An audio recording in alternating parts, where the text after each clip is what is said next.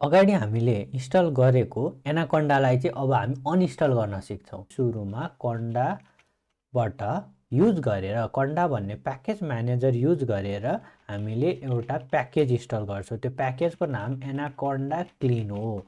Install गर्छौँ, install गर्न time लाग्छ र यो एनाकोन्डा क्लिन युज गरेर सुरुमा कन्फिगरेसन फाइलहरू, एक्स्ट्रा फाइलहरू यसले उडाइदिन्छ। के लिङ्क भएको फाइलहरू हुन्छ र हामी वाइ भनेर यस गर्छौँ।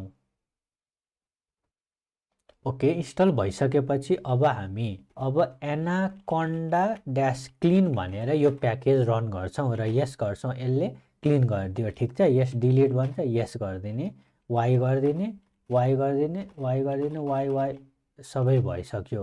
यो भइसकेपछि सबै इन्स्टल भयो। अब त्यसपछि यसले चाहिँ एउटा ब्याकअप बनाइदिन्छ क्या यो इन्स्टल गरिसकेपछि। है त्यो ब्याकअप कहाँ बनाइदिन्छ भन्दाखेरि ड्यास यसले यहाँ बनाइदिन्छ, यो .anaconda_ ब्याकअप। अनि हाम्रो मेन इन्स्टलेसन फाइल चाहिँ anaconda3 भन्नेमा इन्स्टल भएको हुन्छ। हामी यसलाई पनि डिलिट गरौँ र यसलाई पनि डिलिट गरौँ। अब त्यसको लागि कन्डा डिएक्टिभेट भनेर हामी बाहिर निक्ल्यौँ यो इन्भाइरोमेन्टबाट र आरएम रिमुभ ड्यास आरएफ गरेर हामी त्यसलाई रिमुभ गरौँ। एउटा anaconda3 भन्ने छ र अर्को भनेको .anaconda_ ब्याकअप भन्नेलाई डिलिट गरौँ र एन्टर गरौँ। अब यो डिलिट भयो हाम्रो र ls-la गरेर फेरि चेक गरौँ छ कि छैन। हेर्नु है त, सबै डिलिट भइसकेछ। यसरी चाहिँ फुल्ली डिलिट भयो। अब यो डिलिट भइसकेपछि हाम्रो कन्फिगरेसन फाइलमा त्यो इनिसियलाइज गर्दाखेरि त्यो बसेको हट्यो कि हटेन भनेर पनि एकचोटि चेक गरौँ है त, किनभने हामीले फुल्ली रिस्टोर गर्नु छ नि त। vim.bash rc भनेर गरे।